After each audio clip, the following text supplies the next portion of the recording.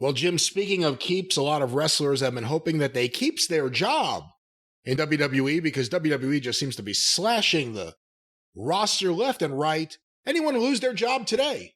Well, somebody who lost their job recently has commented on something that we were just talking about, as this is breaking news, folks. It's a fluid situation.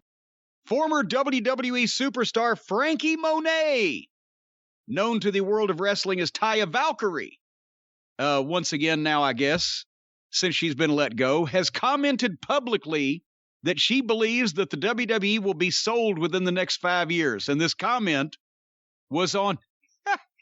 This was reported on itrwrestling.com, Inside the Ropes, their friends over across the pond. But this was on Twitter. Fight TV sent out a tweet asking, "Where do you see hashtag WWE in 5 years?"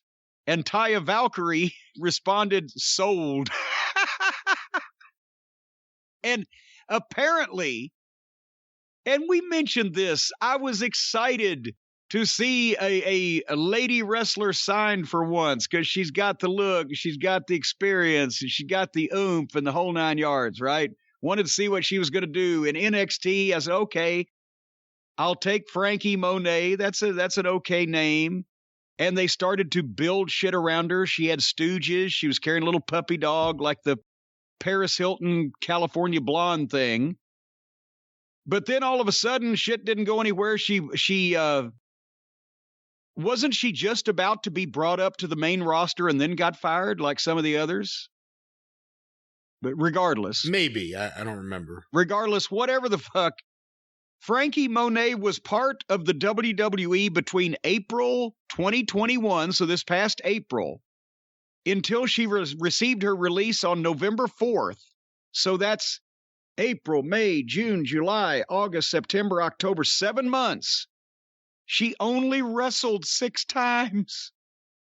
How could that be? 6 times in 7 months? She wrestled 6 times for the company as part of NXT. She wasn't wrestling every week on TV. Remember, I kept saying, hey, could we see more of her when we were watching NXT? She might do a promo or she might be doing something, but she only wrestled apparently 6 times. And they decided, oh, geez, we just can't put up with that.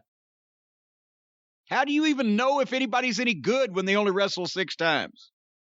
To me, the one that still is the most puzzling is Hit Row. Yeah.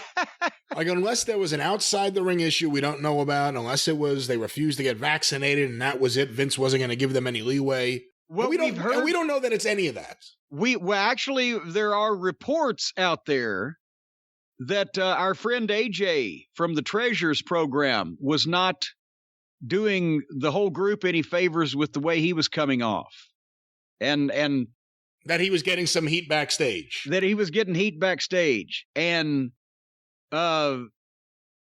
honestly, in today's environment in that company, you could either get heat backstage for being too smart or not being smart enough.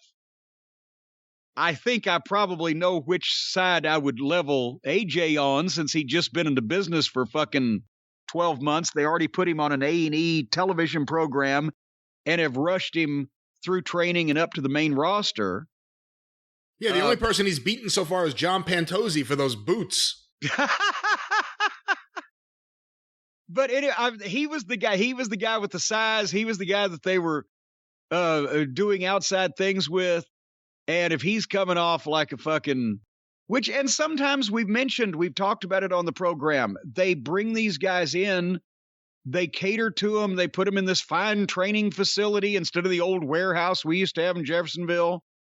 They tell them they're entertainers and TV superstars from the word go, and they have no frame of reference what the actual wrestling business is like. So they come off as however prima donna or entitled or just whatever. But then also you can't necessarily say that it's his fault, because other people, as we just mentioned, get heat for being too smart and realizing that the people telling them what to do don't know what they're doing.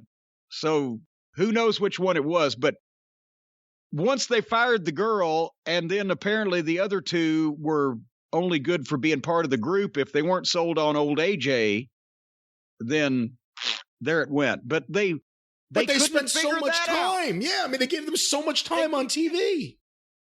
Well, he's getting heat and he's getting heat. So if we give him a bigger spot and a bigger push, he'll straighten up. That doesn't seem like that would be something that would go through my mind. So, yeah, the whole point is they go through all these processes and spend so much time on these people and then bring them up and give them a spot and then fire them. Or they bring somebody in, you barely see them, they hardly get a chance, and then they fire them. Humana. Humana. And did you hear John Morrison? No. Apparently, when Laurinaitis called him, he didn't even wish him well in his future endeavors. And that's why Johnny said, hey, at least get your catchphrase right. He was offended by that. Laurinaitis told him he was released, but he didn't wish him well in his future endeavors. So his statement said, hey, get your catchphrase right. I would never work for a company where the person that would call me to let me go would be John Laurinaitis. I would never put myself in that position ever. Oh, wait a minute. John Morrison says, I want you all to know he's talking to the fans. How grateful I am for the support you gave me during this past run with WWE. I also want you to know that I did, in fact, receive a phone call from John Laurinaitis, during which he told me that my services as a talent were no longer required, but I didn't even get a best of luck in your future endeavors. I mean, if you're going to let me go, at least get your catchphrase right. Well, he seems to be taking it well. I think he'll be all right. I don't think Johnny's going to be too horribly upset.